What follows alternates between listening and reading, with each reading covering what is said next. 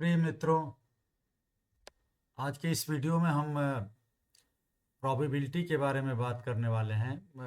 Probability mathematics का काफ़ी important chapter होता है और एआई और मशीन लर्निंग डाटा साइंस में इसका काफ़ी यूज होता है।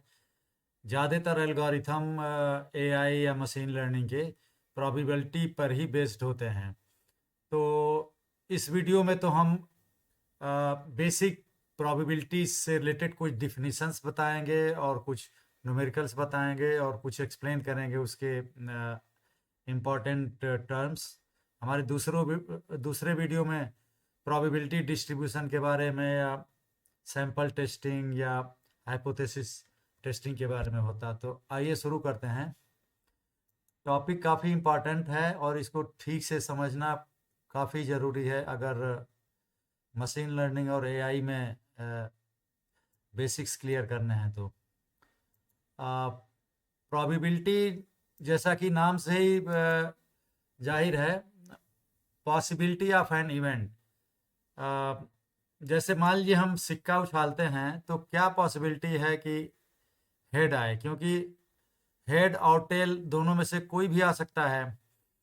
तो कितनी पॉसिबिलिटी है, या ये कहें कि क्या पॉसिबिलिटी है कि फलाने कंपनी का शेयर काफ़ी राइज करेगा। लेकिन हम प्रोबेबिलिटी को क्वांटिटी में बताते हैं, कितने परसेंट चांस है, इस टर्म में बताते हैं। तो इसके कुछ टर्म्स हैं और प्रोबेबिलिटी का फ़ायदा है कि ये जब भी हम बिजनेस एनालिसिस करते हैं तो छुपे हुए जो ट्रेंड्स हैं जिनसे बिजनेस को काफ़ी फ़ायदा हो सकता है उसका मालूम चलता है। जैसे मान लीजिए ये प्रोडक्ट इस एरिया में ज़्यादा बिकेगा, इसके कितने परसेंट चांसेस हैं या नहीं चांसेस हैं।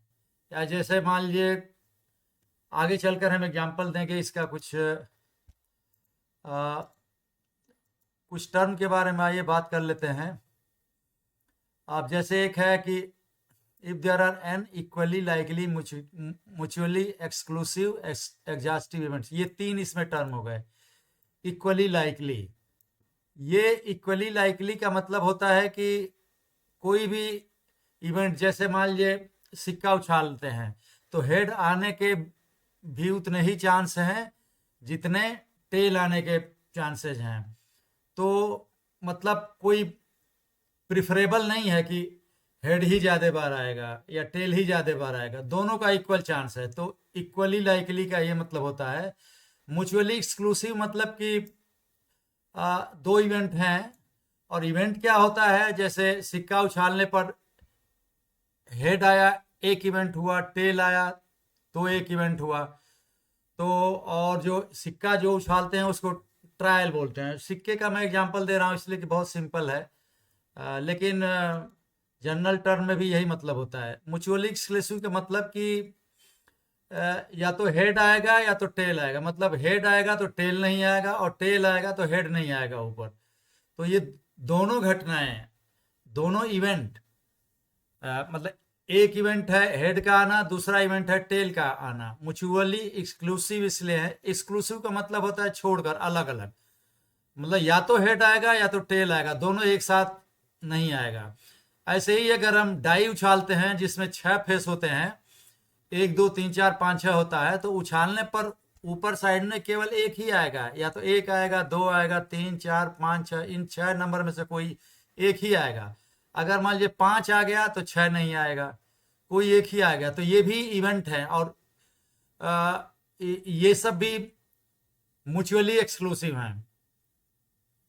एग्जॉस्टिव होता है जितनी पॉसिबिलिटी है सब, मतलब कि अगर डाई उछालते हैं तो 6 अंक आ सकते हैं तो वो एग्जॉस्टिव इवेंट हो जाएंगे। रैंडम एक्सपेरिमेंट का मतलब ये होता है कि आउटकम क्या होगा पहले से हम जान नहीं सकते हैं। जैसे यही है, जैसे मान लीजिए सिक्का ही उछालते हैं तो पहले से हम ये नहीं जान सकते कि हेड आएगा या टेल आएगा। तो रैंडम एक्सपेरिमेंट का मतलब कि ऐसा एक्सपेरिमेंट, ऐसा ट्रायल जिसका रिजल्ट को हम पहले से जान नहीं सकते हैं, सर्टेन नहीं है। तो और सैंपल स्पेस होता है कि कुल कितने तरह के इवेंट पॉसिबल हैं। जैसे सिक्का उछालने पर या तो हेड आएगा टेल आएगा, दो इवेंट हो सकते हैं। तो हेड और टेल को मिलाकर एक सैंपल स्पेस बनता है। टोटल नंबर ऑफ मतलब इवेंट जो पॉसिबल हैं। इसकी डिफिनीशन यह है कि universal set that consist of all possible outcomes of an experiment. Experiment मतलब जिससे कोई ट्रायल होता है, सिक्का ही उछाल रहे हैं तो उसको एक्सपेरिमेंट हम बोलेंगे। और सैंपल स्पेस को एग्जॉस्टिव इवेंट भी बोलते हैं। एग्जॉस्टिव मतलब टोटल मिलाकर। तो दो ही चीज हो सकता है, या तो हेड और टेल। तो सिक्का उछालने की का जो एक्सपेरिमेंट होगा उसमें उसका जो सैंपल स्पेस होगा, सैंपल स्पेस को हम एस से रिप्रेजेंट करते हैं। एस इक्वल टू ये हेड कामा टेल, मतलब हेड टेल दो ही हो सकता है। दूसरी चीज कुछ और एग्जांपल हम देते हैं, कुछ सैंपल स्पेस और उनका जो है क्या हो सकता है। जैसे मान लीजिए एक एक्सपेरिमेंट है, outcome of A college application. College में किसी ने एप्लीकेशन दिया, तो एप्लीकेशन की दो ही पॉसिबिलिटी हो सकती हैं, या तो एडमिटेड वो होगा या तो नहीं एडमिटेड होगा। दो पॉसिबिलिटी के अलावा और कुछ नहीं हो सकता है। तो इसका सैंपल स्पेस हो जाएगा एडमिटेड और नॉन एडमिटेड। एक और लेते हैं, predicting customer churn eight individual customer level. जिसे कस्टमर ने कुछ सामान खरीदा, वापस वो लौट के आएगा नहीं, तो दो ही पॉसिबिलिटी होता है, या तो आएगा या तो नहीं आएगा। तो इसका भी सैंपल स्पेस में दो दो इवेंट हो सकते हैं। अब जैसे मान लीजिए टेलीविजन की रैंकिंग है, television rating point TRP of a television program. इसमें सैंपल स्पेस क्या होता होगा। तो सैंपल स्पेस जो है 0 से 100 के बीच में कोई हो सकता है। टीआरपी ज्यादा का मतलब वो प्रोग्राम काफी पॉपुलर है, और कम का मतलब कम पॉपुलर। लेकिन कुल कितने इवेंट हो सकते हैं, 1 से 100 के बीच में। तो इसको हम इस तरह से डिफाइन कर सकते हैं, sample space S equal to, अब ये एक करली ब्रेसेस है, इसका मतलब हो गया सैंपल स्पेस में जो एलिमेंट होंगे वो x होंगे, और x ऐसे होंगे कि x is a member of real number. मतलब सैंपल स्पेस का जो एक एक एलिमेंट होगा वो रियल नंबर होगा, और वो 0 और 100 के बीच में कुछ भी हो सकता है। तो इसमें इनफाइनाइट हो सकता है, 0 और 100 के बीच में 1 2 या 56 या 97 98 कोई भी नंबर हो सकता है। तो इस तरह से हम सैंपल स्पेस को मतलब हम टोटल पॉसिबल इवेंट्स के रूप में भी हम डिफाइन कर सकते हैं। और performing a random experiment is called trial. Trial मतलब रैंडम एक्सपेरिमेंट मतलब कि ऐसा एक्सपेरिमेंट जिसका आउटपुट पहले से नहीं हमको मालूम है। जैसे सिक्का उछालना हुआ या डाई को उछालना हुआ, जिसमें 6 फेस होते हैं, तो कौन सा ऊपर आएगा नहीं पता है, तो ये रैंडम एक्सपेरिमेंट हो गया। और इसको परफॉर्म करना जो है ट्रायल कहा जाता है। परफॉर्मिंग रैंडम एक्सपेरिमेंट इसका कॉल्ड ट्रायल। और आउटपुट जो होता है ट्रायल को परफॉर्म करने का, जो आउटपुट होता है उसको इवेंट कहा जाता है। जैसे सिक्का उछाले तो हेड आ गया, तो वो एक इवेंट है, या टेल आया तो वो भी एक इवेंट हो गया। Event E is subset of a sample space. Event E मतलब हो गया सैंपल स्पेस में तो सारे पॉसिबल इवेंट आ गए हैं। जैसे सिक्का उछालने में हेड या टेल होगा, और इवेंट होगा मतलब सिक्का उछाला और हेड आ गया, तो टेल नहीं आया। तो इवेंट हो गया मतलब कि हेड आया, और वो सबसेट होगा सैंपल स्पेस में। सैंपल स्पेस में हेड और टेल दोनों हैं। इस तरह से हम डिफाइन कर सकते हैं सैंपल स्पेस को और इवेंट को भी। प्रोबेबिलिटी हम इस तरह से कैलकुलेट करते हैं, जैसे number of cancellation of orders placed at an e commerce portal site exceeding 10%। मतलब जो ऑर्डर किसी ई कॉमर्स साइट में ऑर्डर जो हुए हैं तो कितने परसेंट चांस है, मतलब कितनी प्रोबेबिलिटी है कि 10% से ज़्यादा ऑर्डर जो हैं कैंसिल हो जाएंगे। या मान लीजिए कि number of fraudulent credit card transaction exceeding 1%, मतलब 1% से ज्यादा फ्रॉड क्रेडिट कार्ड ट्रांजैक्शन के चांसेस कितने हैं या प्रोबेबिलिटी कितनी है। तो इस तरह का होता है। इक्वली लाइकली इवेंट, जैसे हमने बताया कि जब एक इवेंट दूसरे इवेंट के ऊपर असर नहीं डालता है, मतलब कि if one of the them can not be expected in preference to the other. जिस सिक्का उछालते हैं तो हेड और टेल आने के दोनों सेम चांसेज हैं, ऐसा नहीं कि हेड जो है प्रिफरेबल है। तो ये दोनों इवेंट इक्वली लाइकली हैं। इंडिपेंडेंट इवेंट्स वही होते हैं कि एक बार जो इवेंट आया तो वो दूसरे इवेंट को प्रभावित नहीं करेगा। दोनों इवेंट इंडिपेंडेंट हैं। जैसे मान लीजिए एक साथ हम दो सिक्के अगर उछालते हैं तो पहला सिक्का में हेड आने के उतने ही चांसेज हैं जितने दूसरे सिक्के में टेल आने के चांसेज हैं। ये दोनों दो इवेंट हैं और बिल्कुल इंडिपेंडेंट हैं।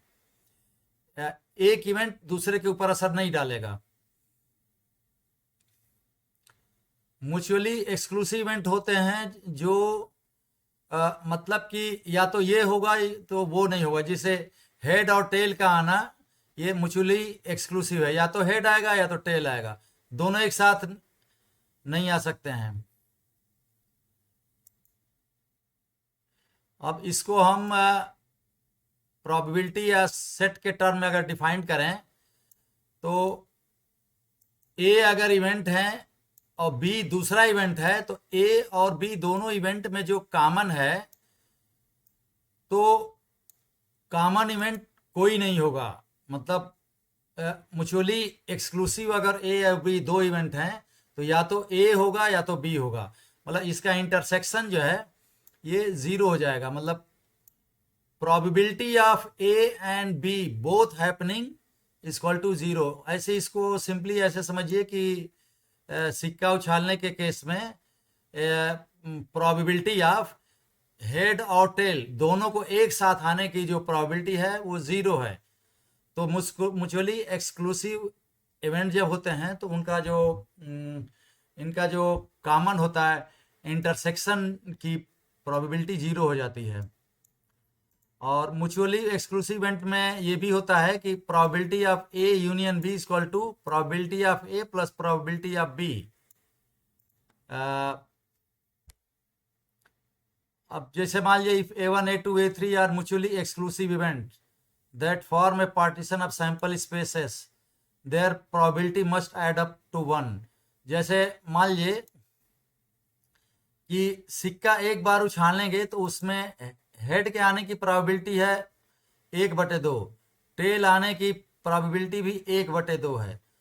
तो क्या प्रोबेबिलिटी है कि हेड आए या टेल आए?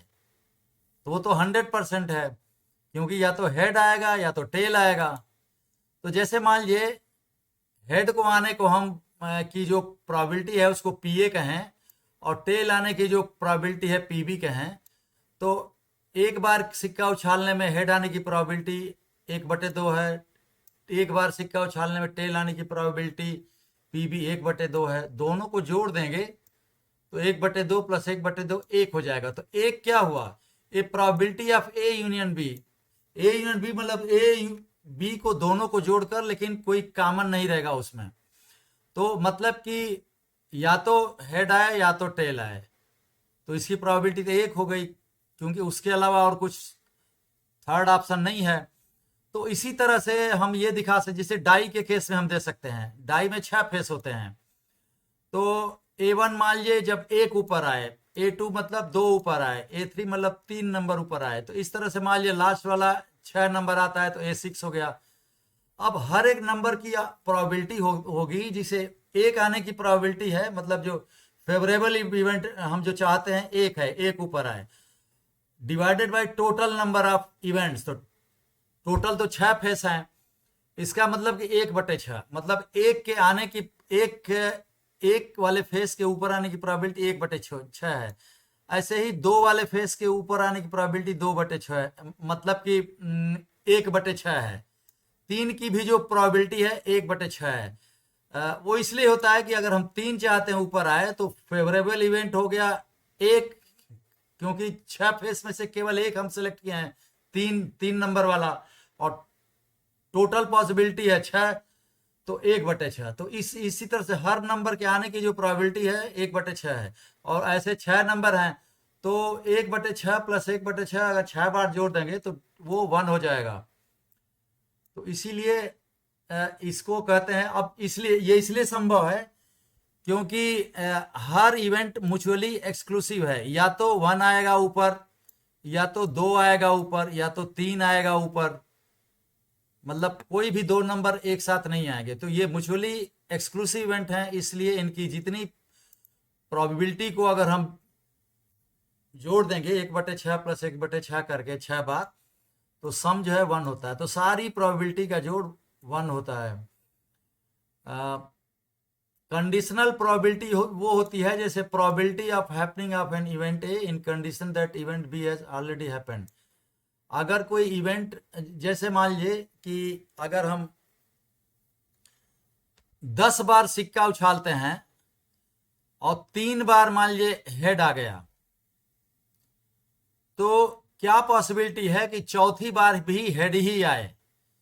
तो इसको हम ऐसे लिख सकते हैं कि प्रोबेबिलिटी ऑफ, प्रोबेबिलिटी, इस बात की प्रोबेबिलिटी कि चौथे वाले ट्रायल में 4 आ जाए, मैं हेड आए, जबकि पहले के 3 ट्रायल में हेड आ चुका है। तो कंडीशन ये हो गया कि ऑलरेडी 3 बार में हेड आ गया है, और हम चाह रहे हैं प्रोबेबिलिटी जाना कि चौथी बार भी जो है हेड आए। तो इसको हम ऐसे रिप्रेजेंट कर सकते हैं कि 3 बार आने की का जो मान लीजिए पीबी हो गया, और चौथी बार हेड चाह रहे हैं तो पी ए हो गया। तो पी ए बटे बी, मतलब कि बी वाला इवेंट ऑलरेडी हो गया है, तो होने के बाद ए वाला इवेंट की कितनी प्रोबेबिलिटी है। तो इस तरह से कंडीशनल प्रोबेबिलिटी को हम डिफाइन करते हैं। फेवरेबल इवेंट्स वो होते हैं जो हम चाहते हैं, जैसे मान लीजिए सिक्का उछालते हैं तो हम चाह रहे हैं कि हेड आए, तो हेड जो है फेवरेबल इवेंट बोलते हैं। और प्रोबेबिलिटी होती है number of favourable event divided by total number of events. जैसे अगर हम डाई थ्रो करते हैं और हम चाह रहे हैं कि इवन नंबर आने की कितनी प्रोबेबिलिटी है, तो डाई में 3 नंबर इवन होते हैं, 2, 4 और 6, इनकी संख्या 3 है, और टोटल जो पॉसिबल हो सकता है वो 6 नंबर हैं। तो फेवरेबल इवेंट्स हो गए 2, 4 और 6 का नाम, मतलब इनकी संख्या 3 है, टोटल है 6, तो 3/6 मतलब 1/2, मतलब 50% चांस है कि मतलब कि इवन नंबर आएगा ऊपर डाई के उछालने में। एडिशन लॉ ऑफ प्रोबेबिलिटी ये होता है कि वही म्यूचुअली एक्सक्लूसिव इवेंट्स अगर हैं, जैसा कि पहले हमने बताया, तो वो उनकी सारी प्रोबेबिलिटी का जोड़ जो है उसको पी बोलते हैं। मतलब कि ऐसे समझ लें कि probability P that any of this events is happen. सिक्के के केस में जैसे ले लें, हेड आने की प्रोबेबिलिटी P1 है, टेल आने की प्रोबेबिलिटी P2 है, दोनों हाफ हाफ है, मतलब 1/2 प्लस 1/2 है। अब अगर 1/2 प्लस 1/2 जोड़े तो 1 होता है। तो 1 क्या है? या तो हेड आए या तो टेल आए, मतलब probability that any of this events is happen, मतलब कि या तो हेड आए या टेल आए।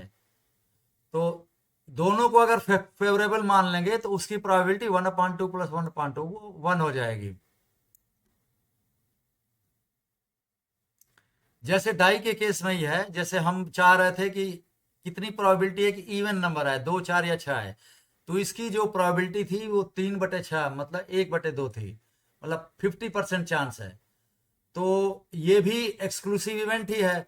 तो इसमें 2 के आने की प्रोबेबिलिटी 1/6 प्लस 4 के आने की प्रोबेबिलिटी 1/6 और 6 आने की प्रोबेबिलिटी 1/6, मतलब 1/6 को 3 बार जोड़ गया तो वो 3/6 हो गया, मतलब 50% हो गया। तो ये भी मतलब इसमें ये शर्त है कि म्यूचुअली एक्सक्लूसिव इवेंट होना चाहिए, मतलब एक इवेंट होगा तो दूसरा नहीं होगा। नॉट म्यूचुअली एक्सक्लूसिव इवेंट्स होते हैं जो जो मतलब अलग अलग, मतलब उनमें कॉमन भी है। 2 इवेंट्स है and B are not mutually exclusive, the probability उस केस में हो जाता है, उसमें ये फार्मूला लगता है, probability of A union B equal to probability of A plus probability of B minus probability of A intersection B. अब ए इंटरसेक्शन बी मतलब कॉमन कितना है, और ए यूनियन बी मतलब या तो ए हो या तो बी हो। पी ए मतलब कि ए की प्रोबेबिलिटी, पी बी है बी की probability. Number of term, number के टर्म में अगर हम देखें कि number of A union B बराबर number of A plus number of B minus number of A intersection B. इसको अगर हम उस टर्म में देखें, मतलब सेट थ्योरी के टर्म में, तो हम ऐसे जान सकते हैं, जिसे ये है, जैसे मान लीजिए एक क्लास में कुछ बच्चे हैं, ये ए जो सर्कल है ये रिप्रेजेंट कर रहा है कि फिजिक्स पढ़ने वाले बच्चों का ये ग्रुप है, और बी जो है मैथ पढ़ने वाले बच्चों का ग्रुप है, बी वाला सर्कल।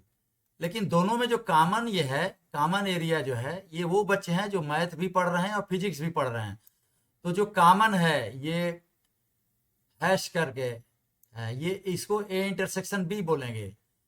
और ए यूनियन बी क्या होगा, ए यूनियन बी होगा मतलब कि ए और बी दोनों को जोड़ा जाएगा, लेकिन प्रॉब्लम है कि दोनों को जब जोड़ेंगे, ए सर्कल और फिर उसमें बी सर्कल भी जोड़ेंगे, तो आप देखेंगे जो इंटरसेक्शन, जो कॉमन एरिया है वो 2 बार ऐड हो रही है।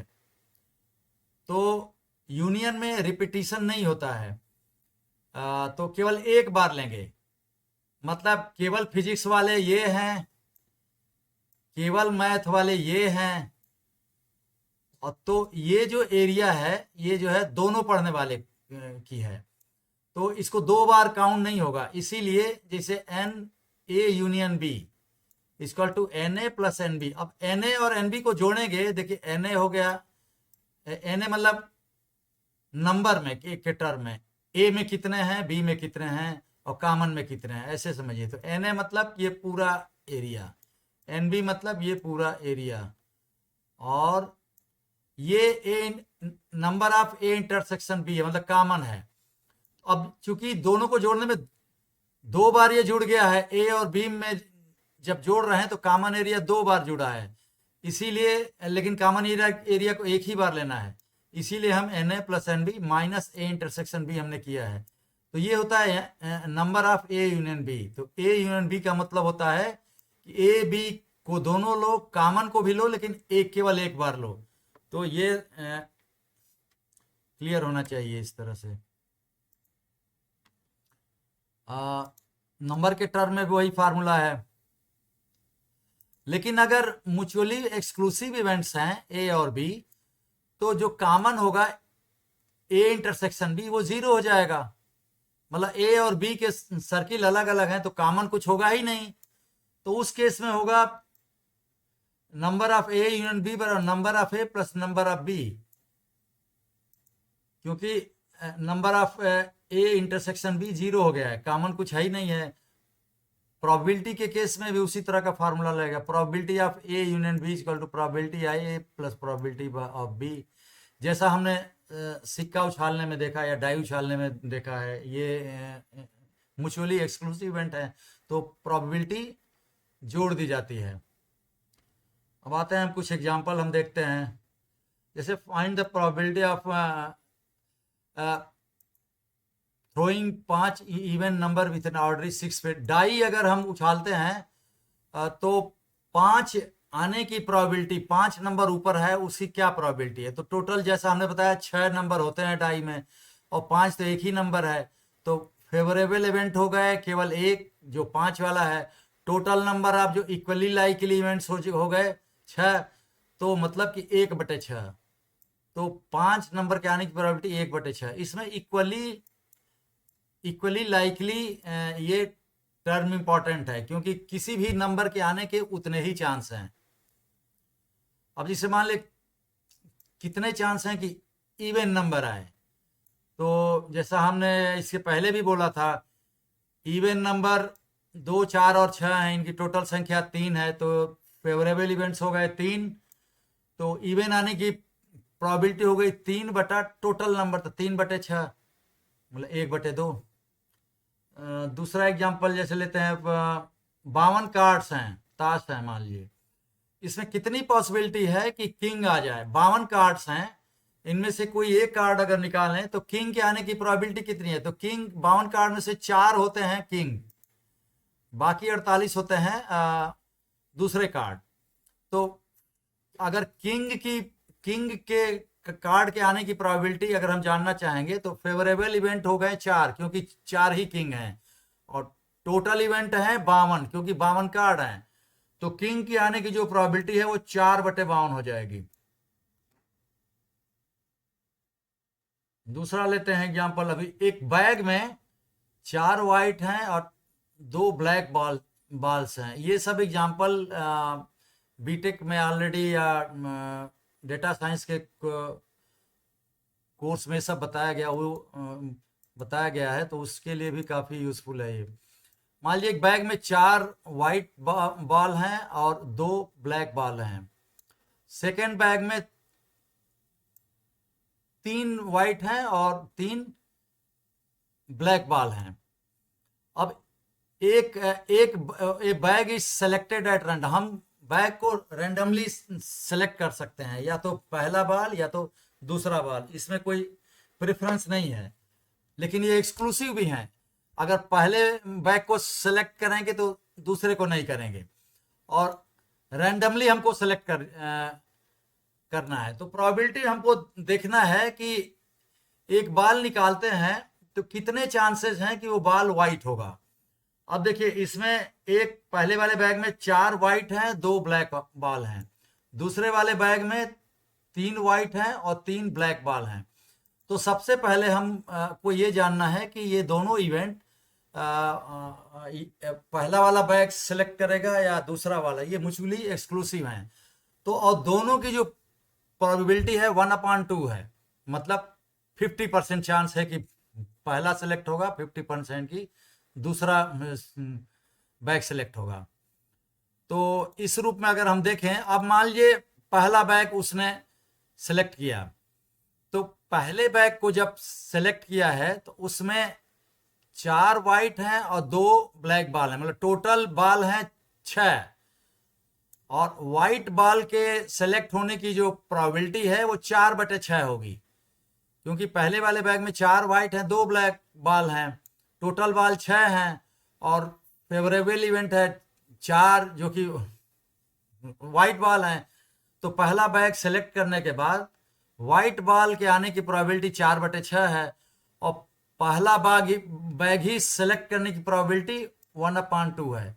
इसको ऐसे हम ट्रीट कर सकते हैं, जैसे पहला बैग सेलेक्ट करने की प्रोबेबिलिटी 1/2 है। अब अगर पहला बैग सेलेक्ट कर लिया तो उसी में से व्हाइट बॉल सेलेक्ट करने की प्रोबेबिलिटी 4/6 है।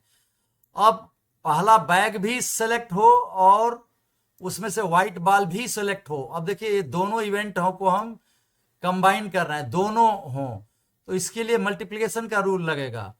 मतलब पहले बॉल से व्हाइट बॉल सेलेक्ट करने की प्रोबेबिलिटी हो गई 1/2 इंटू 4/6, ये 1/3 ये हो गया। ऐसे ही अगर हम लेंगे तो दूसरे वाले बैग को सेलेक्ट करने की प्रोबेबिलिटी 1/2 है, और अगर दूसरा वाला बैग हमने सेलेक्ट कर लिया तो दूसरे बैग में 3 वाइट हैं, 3 ब्लैक हैं, तो दूसरे वाले बैग से व्हाइट सेलेक्ट करने की जो प्रोबेबिलिटी है वो 3/6 है। तो इस चीज की प्रोबेबिलिटी कि दूसरा बैग सेलेक्ट हुआ है और उसमें से वाइट सेलेक्ट हो तो इसकी प्रोबेबिलिटी 1/2 इंटू 3/6 मतलब 1/4 हो गया। अब ये दोनों म्यूचुअली एक्सक्लूसिव इवेंट है, मतलब कि अगर हम पहले बैग से वाइट बॉल सेलेक्ट करते हैं तो दूसरे बैग से नहीं करेंगे, तो या दूसरे से अगर सेलेक्ट किए हैं तो पहले से नहीं करेंगे, इसीलिए इनकी जो प्रोबेबिलिटी है वो जोड़ दी जाएगी। तो टोटल प्रोबेबिलिटी की जो सेलेक्ट किया जाएगा दोनों में से किसी भी बैग में से, और जो सेलेक्ट किया जाएगा वाइट ही होगा, इनकी दोनों प्रोबेबिलिटी ये जोड़ दी जाएगी। तो P1 ये P1 और ये P2 दोनों जोड़ करके P = P1 + P2, तो 1/3 + 1/4 तो 7/12 7/12 चांसेस हैं कि दोनों बैग में से अगर हम सेलेक्ट करें कोई एक बाल तो वाइट बाल आएगा। एक दूसरा एग्जांपल है, एक बॉक्स मान लीजिए 10 ब्लैक है और 10 वाइट बॉल्स इसमें हैं। अब क्या चांसेस है कि दो बाल अगर हम सेलेक्ट कर रहे हैं तो क्या चांस है कि दोनों बाल सेम कलर के हों। अब इसमें ध्यान लीजिए, मान लीजिए हमने वाइट बाल पहले लिया, तो 10 ब्लैक हैं और 10 वाइट बाल हैं, टोटल बाल हैं 20। तो पहली बार हम जाएंगे तो वाइट बाल सेलेक्ट करने की जो पॉसिबिलिटी होगी वो 10/20 होगी, क्योंकि फेवरेबल इवेंट है 10, मतलब number of white ball. Total जो पॉसिबिलिटी है वो 20 है, तो 10/20 1/2 मतलब 1/2 चांस है कि हम वाइट बॉल सेलेक्ट करें। अब मान लीजिए हमने वाइट बॉल सेलेक्ट कर लिया, तो विदाउट रिप्लेसमेंट अगर हम कर रहे हैं तो अब दूसरी बार जो है 20 बाल में से एक बाल निकल गया, वाइट बाल हमने ले लिया, तो रह गए 19 बाल। और वाइट बाल कितने बचे, पहले 10 थे, एक निकाल लिया तो 9 बचे। तो अब 9 में से दूसरी बार जब वाइट हम सेलेक्ट करने जाएंगे तो 9 ही वाइट बचेंगे और टोटल जो बाल होंगे 19 ही बचेंगे।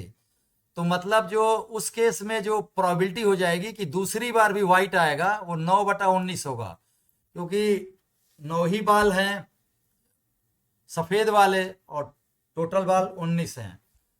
तो इसकी प्रोबेबिलिटी कि दो वाइट बाल लगातार सेलेक्ट हों ये है, मतलब कि ये 1/2 गुणे 9/90, क्योंकि पहली बार वाइट बॉल सेलेक्ट करने की प्रोबेबिलिटी 1/2, दोबारा फिर से वाइट बॉल सेलेक्ट करने की प्रोबेबिलिटी 9/19।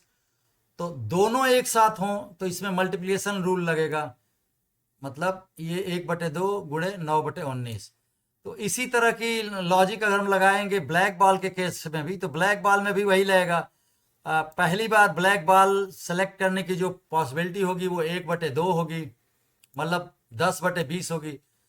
10 ब्लैक बॉल हैं और टोटल बॉल 20 हैं, और अगर ब्लैक बॉल एक ले लिया तो टोटल बॉल जो बाकी बचेंगे 19 रहेंगे और ब्लैक बॉल केवल 9 ही रहेंगे। अब ब्लैक बॉल दोनों बार हो तो इसकी प्रोबेबिलिटी जो है मल्टीप्लिकेशन रूल से लगेगी, ये वाला। तो अब ये दोनों जो है म्यूचुअली एक्सक्लूसिव इवेंट है, मतलब वाइट बॉल अगर दो बार हम सेलेक्ट कर ले रहे हैं तो ब्लैक बॉल दो बार नहीं आएगा, या ब्लैक बॉल अगर दो बार सेलेक्ट किया दोनों ब्लैक आ गए तो उस केस में वाइट नहीं सेलेक्ट होगा। तो ये दोनों इवेंट म्यूचुअली एक्सक्लूसिव हैं, इसलिए इनकी जो प्रोबेबिलिटी जोड़ दी जाएगी। तो ये टर्म दोनों बार वाइट आने की प्रोबेबिलिटी, दोनों बार ब्लैक आने की प्रोबेबिलिटी, ये जोड़ दी जाएगी, तो टोटल प्रोबेबिलिटी ये हो जाएगी। ये टोटल आता है 9/19, मतलब ये प्रोबेबिलिटी है कि उस बैग में से दो बाल सेलेक्ट करें और दोनों बाल सेम कलर के हों, या तो वाइट हों या तो ब्लैक हों। मतलब यहां पर भी ये जोड़ा इसलिए जा रहा है कि हमने यूनियन कर दिया है, या तो वाइट हो या तो ब्लैक हो।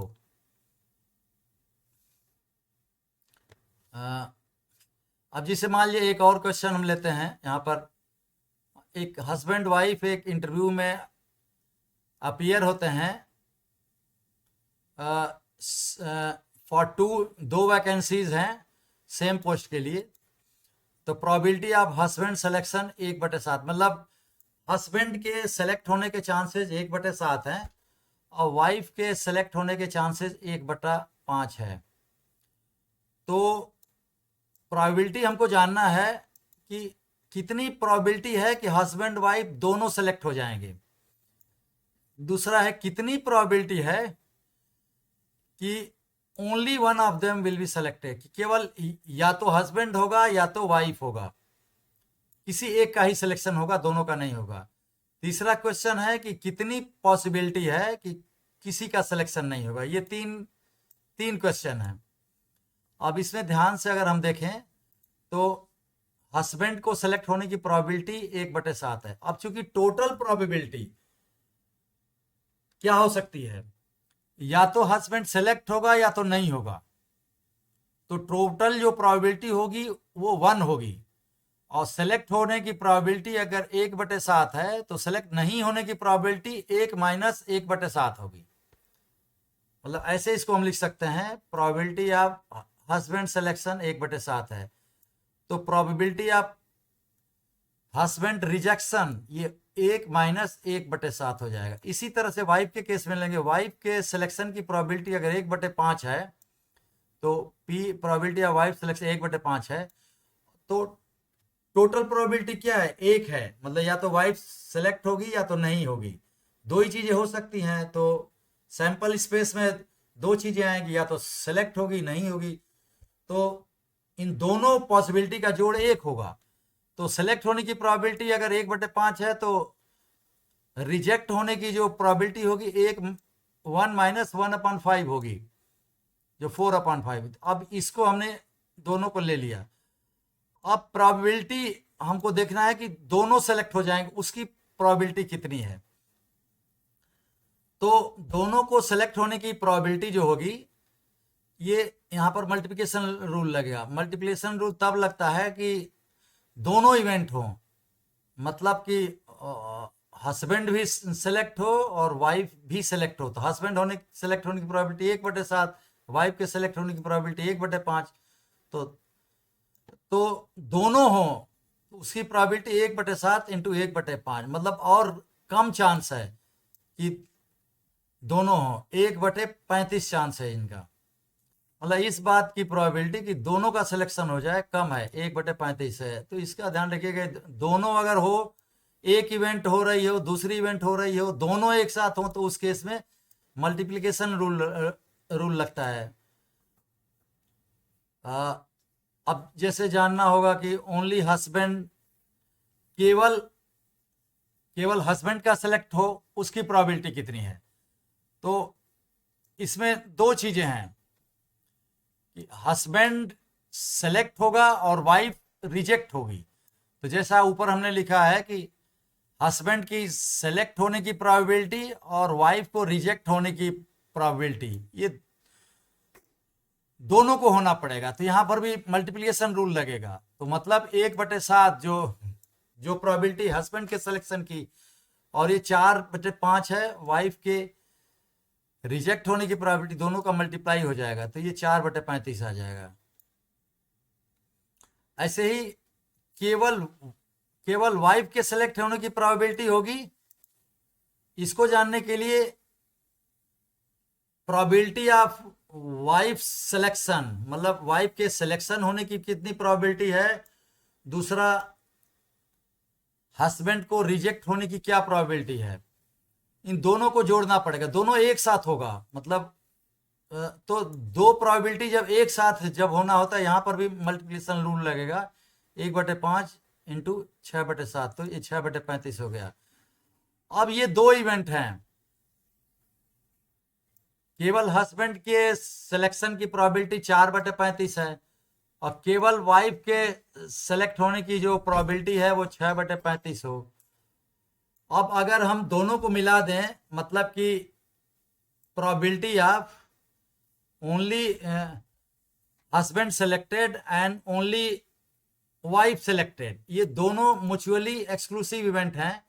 मतलब अगर केवल हस्बैंड सेलेक्ट होता है तो वाइफ नहीं सेलेक्ट होगी, और अगर केवल वाइफ सेलेक्ट होती है तो हस्बैंड नहीं सेलेक्ट होगा। ये दोनों म्यूचुअली एक्सक्लूसिव इवेंट हैं, तो इसका मतलब दोनों को जोड़ दिया जाएगा।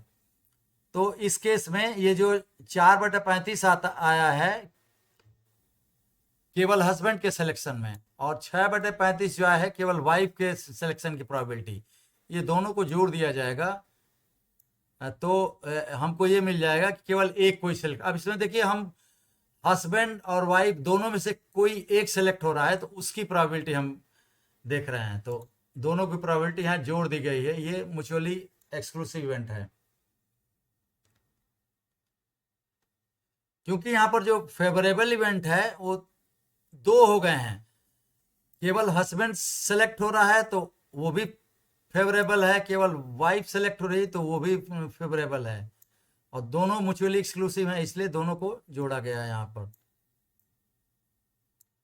और किसी के सेलेक्ट होने की जो प्रोबेबिलिटी है उस केस में हमको ये देखना होगा कि हस्बैंड भी रिजेक्ट हो गया और वाइफ भी रिजेक्ट हो गई, दोनों होना है, इसलिए दोनों की जो प्रोबेबिलिटी है उसका मल्टीप्लाई हो जाएगा। मतलब probability of husband rejection into probability of wife rejection. तो यहाँ पर ये रिजेक्शन वाला ऑलरेडी हमने ये कैलकुलेट किया, 6/7 इंटू 4/5। तो ये दोनों जो है ये मल्टीप्लाई हो जाएंगे, इसलिए मल्टीप्लाई होंगे कि दोनों को एक साथ होना है। तो दो घटनाएं एक साथ हो तो उसकी प्रोबेबिलिटी और कम हो जाता है।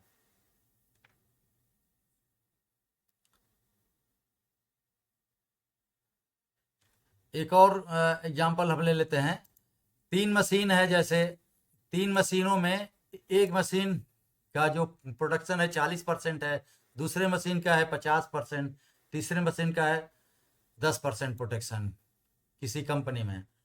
और परसेंटेज ऑफ डिफेक्टिव आइटम, अगर पहले मशीन में 2% आइटम डिफेक्टिव हो सकते हैं, दूसरे मशीन द्वारा 4% डिफेक्टिव हो सकते हैं, तीसरे मशीन द्वारा 1%।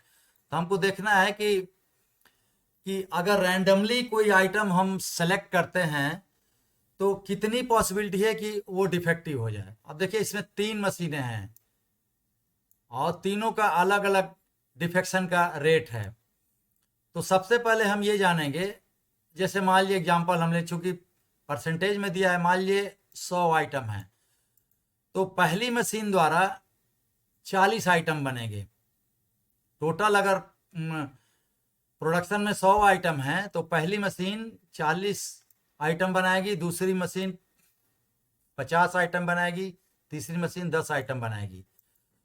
तो अगर कोई आइटम रैंडमली हम 100 में से कोई आइटम सेलेक्ट कर रहे हैं तो वो पहली मशीन से सेलेक्ट किया गया है, इसकी प्रोबेबिलिटी होगी 40/100, क्योंकि पहली मशीन ने 40 आइटम बनाए हैं और टोटल आइटम 100 हैं। तो रैंडमली अगर हम सेलेक्ट करेंगे तो 40/100 चांस है कि वो पहली मशीन से आएगा। और पहली मशीन में मतलब 2% आइटम डिफेक्टिव होते हैं, तो इसके कितने चांसेस हैं कि पहली मशीन से ही सिलेक्ट किया और डिफेक्टिव भी हो। तो दोनों प्रोबेबिलिटी को हमको मल्टीप्लाई करना, क्योंकि दोनों होना है। यहाँ पर पहली मशीन से सिलेक्ट होना है और डिफेक्टिव भी आइटम होना है। तो पहली मशीन से डिफेक्टिव होने की जो प्रोबेबिलिटी है वो 2/100 है, 2% है, और पहली ही मशीन से लिया गया है वो 40/100 है। तो ये दोनों इवेंट एक साथ हो, इनकी प्रोबेबिलिटी में मल्टीप्लाई रूल लगेगा, तो हो जाएगा 0.8/100। ऐसे ही जो आइटम हमने सेलेक्ट किया है वो दूसरी मशीन से हो, उसकी पॉसिबिलिटी है 50/100, मतलब 1/2। और जब उस दूसरी मशीन से ले लिया तो उसमें 4% आइटम डिफेक्टिव है, मतलब 4/100। तो कितनी पॉसिबिलिटी है कि दूसरी मशीन में वो जो है आइटम डिफेक्टिव होगा, तो उसकी प्रोबेबिलिटी है 4/100। तो इसकी प्रोबेबिलिटी कि दूसरी मशीन से सेलेक्ट किया गया हो और आइटम डिफेक्टिव हो, वो हो जाएगा 50/100 इंटू 4/100, 2/100। इसी तरह से हम देखते हैं कि तीसरी मशीन से आइटम लिया गया, उसकी प्रोबेबिलिटी 10/100 है, और तीसरी मशीन से जो लिया गया तो उसमें डिफेक्टिव होने की प्रोबेबिलिटी 1/100 है। तो ये दोनों चीजें हों उसके लिए प्रोबेबिलिटी, फिर मल्टीप्लाई नियम ये लग गया। अब ये म्यूचुअली एक्सक्लूसिव इवेंट हैं। अगर हम या तो पहली मशीन से सेलेक्ट करेंगे, या तो दूसरी मशीन से, या तो तीसरी मशीन से, तो म्यूचुअली एक्सक्लूसिव इवेंट है, तो इनमें जो प्रोबेबिलिटी होगी वो जोड़ दी जाएगी। मतलब हम ये चाह रहे हैं कि आइटम डिफेक्टिव होना चाहिए चाहे वो किसी भी मशीन से हो, तो इसमें यूनियन लगेगा, क्योंकि ये तीनों इवेंट म्यूचुअली एक्सक्लूसिव हैं। तो total probability of defective item selected from either machine, किसी भी मशीन से डिफेक्टिव आइटम सेलेक्ट करने की टोटल प्रोबेबिलिटी, मतलब एक एक मशीन से डिफेक्टिव आइटम सेलेक्ट करने की जो प्रोबेबिलिटी है वो जुड़ जाएगी। तो ये तीनों का जोड़ है यहाँ पर, जो कि 0.029 आ रहा है।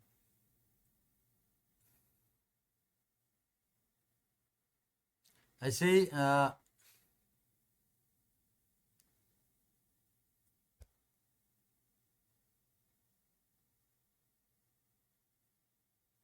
ठीक है, मल्टीप्लिकेशन लॉ प्रोबेबिलिटी जैसा एग्जांपल हमने देखा, टू इंडिपेंडेंट इवेंट अगर हैं तो उनकी जो probability of both will happen is the product of probability. जैसे ऊपर के केसेस हमने देना कि दो इंडिपेंडेंट इवेंट हैं, इंडिपेंडेंट मतलब एक दूसरे पर असर नहीं डाल रही है, तो दोनों हो इसकी प्रोबेबिलिटी कम हो जाती है, मल्टीप्लाई हो जाती है। तो पी ए बी मतलब P A into P B. इसका एग्जांपल हम लेते हैं, जैसे मान लीजिए कि एक article manufactured by company consist of two parts A और बी। ए और बी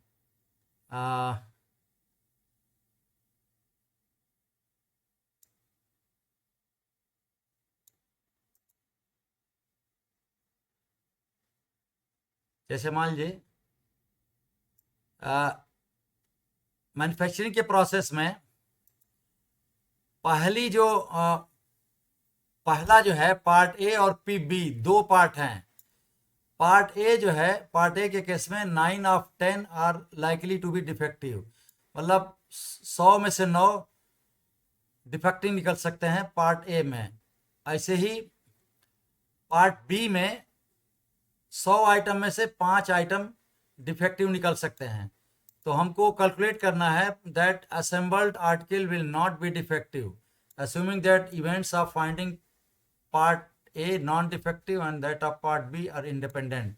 देखिए probability of that part A will be defective ये होगा 9/100, और probability की part A will not be defective 1 - 9/100, मतलब टोटल प्रोबेबिलिटी या तो वो डिफेक्टिव हुआ तो नहीं, या तो नहीं डिफेक्टिव हुआ तो टोटल प्रोबेबिलिटी 1 हो जाएगी। तो डिफेक्टिव होने की प्रोबेबिलिटी अगर 9/100 है, तो डिफेक्टिव नहीं होने की जो प्रोबेबिलिटी है वो 1 - 9/100 होगी, इतना। ऐसे ही अगर पार्ट बी में ले लें तो पार्ट बी के डिफेक्टिव होने की प्रोबेबिलिटी पी बी हो जाएगा 5/100, तो डिफेक्टिव ना होने की प्रोबेबिलिटी 1 - 5/100, मतलब ये हो जाएगा 95/100। अब probability that assembled article will not be defective, अब ये हो जाएगा डिफेक्टिव ना हो, इसका मतलब कि दोनों एक साथ होना है, मतलब कि पार्ट ए भी डिफेक्टिव ना हो और पार्ट बी भी डिफेक्टिव ना हो। तो इसकी जो प्रोबेबिलिटी हो जाएगी, मतलब कि probability that part A will not be defective into probability that part B will not be defective. तो अब दोनों को एक साथ हमको करना है तो मल्टीप्लाई वाला रूल लगेगा, मतलब यहां पर डिफेक्टिव की प्रोबेबिलिटी तो पी ए हम किए हैं, डिफेक्टिव नहीं होने की प्रोबेबिलिटी क्यू ए किए हैं, तो ऐसे ही पार्ट बी के डिफेक्टिव होने की प्रोबेबिलिटी पी बी है, पार्ट बी के डिफेक्टिव नहीं होने की प्रोबेबिलिटी क्यू बी है। तो दोनों हमको चाहिए डिफेक्टिव नहीं होना, एक साथ होना है, और ये इंडिपेंडेंट इवेंट हैं दोनों, मतलब एक दूसरे का असर नहीं है, तो दोनों एक साथ होना है तो मल्टीप्लिकेशन रूल लगेगा, मतलब Q A into Q B हो जाएगा। तो ये हो जाएगा 91 91/100 गुणे 95/100, तो ये हो जाए 0.8645 आएगा। ये प्रोबेबिलिटी है कि कोई आइटम अगर हम लेते हैं असेंबल आइटम में से, तो कोई भी पार्ट डिफेक्टिव नहीं होगा, पार्ट ए भी नहीं होगा डिफेक्ट और पार्ट बी भी नहीं होगा।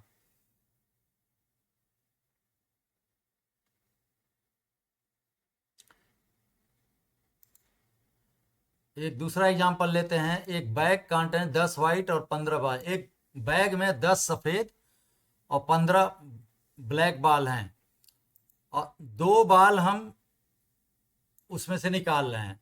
मतलब बैग में 10 सफ़ेद बाल हैं और 15 ब्लैक बाल हैं, और हमको 2 बाल उसमें से निकालना है। तो कितनी पॉसिबिलिटी है कि पहला वाला बाल सफ़ेद होगा और दूसरा बाल ब्लैक होगा? मतलब दोनों होना है। पहली बार जो निकाल रहे हैं वो सफ़ेद होना चाहिए, और दूसरी बार निकालेंगे तो ब्लैक होना चाहिए। दोनों होना है। तो दोनों होना है तो दोनों इवेंट एक साथ होना है, और दोनों इंडिपेंडेंट इवेंट्स हैं, तो यहाँ भी मल्टीप्लिकेशन रूल रहेगा। तो एक एक की प्रोबेबिलिटी हम देखेंगे। मान लीजिए पहली बार हम वाइट बाल निकाल रहे हैं, तो बैग में 10 वाइट हैं और 15 ब्लैक बाल हैं। तो पहली बार वाइट बाल निकालने की जो प्रोबेबिलिटी होगी वो 10/15 होगी, क्योंकि 10 वाइट बाल हैं, टोटल बाल हैं 10 + 15 मतलब 25। तो 10/15 प्रोबेबिलिटी है कि पहला बाल वाइट होगा। ऐसे ही जब हम पहला बाल निकाल लेंगे तो टोटल बाल उस बैग में एक कम हो जाएंगे। तो पहले 25 था तो अब 24 हो जाएगा टोटल बाल। उसके बाद ब्लैक बाल कितने रहेंगे? 15, क्योंकि ब्लैक बाल तो निकाले नहीं हैं। तो दूसरी बार ब्लैक बाल के निकालने की प्रोबेबिलिटी हो जाएगी 15/24, क्योंकि दूसरी बार जब जाएंगे तो 15 बाल ब्लैक होंगे और टोटल बाल होंगे 24। तो 15/24 प्रोबेबिलिटी होगी कि दूसरी बार ब्लैक। अब हमको दोनों चाहिए। पहली बार वाइट चाहिए जिसकी प्रोबेबिलिटी 10/25 है, दूसरी बार ब्लैक चाहिए जिसकी प्रोबेबिलिटी 15/24 है। दोनों एक साथ चाहिए तो दोनों का मल्टीप्लाई करना पड़ेगा। 10/25 इंटू 15/24 तो 1/4, मतलब 1/4 या 25% चांसेस हैं कि पहला बाल वाइट हो और दूसरा बाल ब्लैक हो। तो इस तरह से हम देखते हैं, हमने मल्टीप्लिकेशन रूल देखा और प्रोबेबिलिटी के जो बेसिक जो फीचर थे वो हमने देखा। इस सेशन को अभी समाप्त करते हैं। Thank you very much.